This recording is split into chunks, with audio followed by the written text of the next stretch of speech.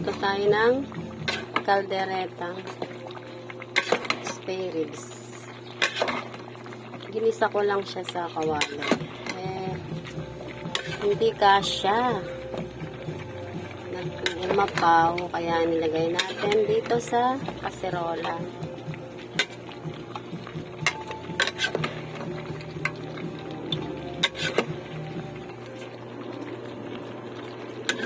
Nakuluan na natin siya kanina. Tapos malambot na ay nagkisa tayo ng sibuyas bawang. Tapos pinarito na rin natin yung carrots tsaka patatas. Ang kaldereta ay malamig daw pag masarap. Pag masarap, pag malamig. Kaso hindi na rin naman natin ito maista kasi hindi ito pa kumukurap. Ubos na ito. Ayan. Peging asukal.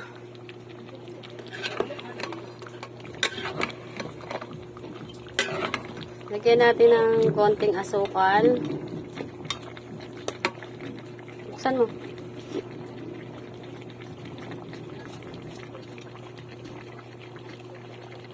Ayan. Parang kulang. Tama na yun. Minatamis na spare ribs to. Ayan tayo. Hindi talaga ako nawawala ng asukal sa bawat niluluto ko. Ang hindi lang natin nilalagyan ng asukal ay sinigang. Sinigang na baboy. Pero to, yung mga nilaga, yan, kaldereta, nilalagyan natin yan ng konting asukal. At lasang-lasang ang reno. Nako, pagkamahal-mahal na pala ng reno.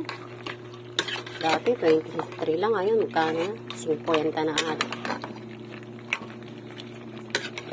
Ba't ganun? Nung mamahal? Shout out sa mga kurap. Lahat na mahal. Lahat. Buti nakakaluto pa tayo ng ganto. Nang hold up tayo ng bangko.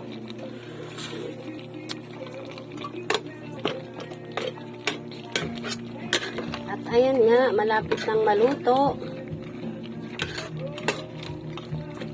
Pag puro naman kasi noodles, magkakasakit tayo ng sakit sa bato.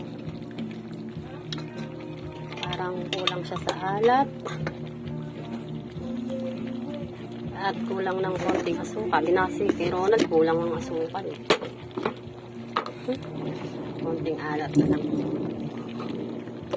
Yan.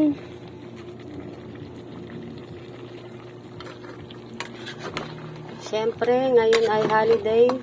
Dapat masarap ang ulam. Basaan ngayon. Siyempre, pagkatapos mong pagbasaan, gutom ka. San Juan Day.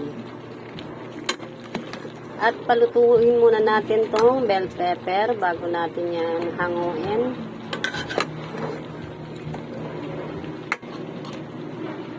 Wow. Parang kulang ang sabaw. Dagdagan mo kaya yung sabaw. Para sabaw pa lang ulam niya.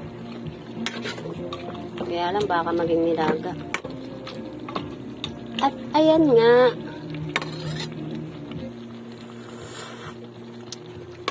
Sarap. Tagal maluto nitong bell pepper.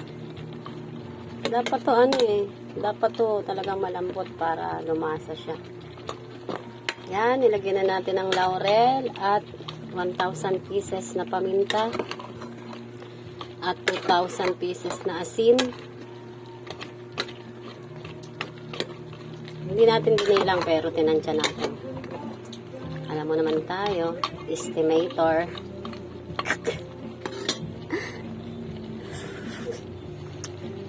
Tayo nag-estimate ng mga materials ni Ronald. Kaya pati asin at paminta, na-estimate na natin yan. Ayan guys. At malambot na. Ano kaya? Dagdagan ko ng sabaw. Kaso mawawala ng lasa to. Pag ako nagluluto, ayaw ko ng maraming sabaw. Kahit yung mga nilaga at sinigang, ayaw ko ng maraming sabaw. Kasi nga nawawala ng lasa. Tapos, makikita mo yung sabaw na iwan naman, hindi naman nakain.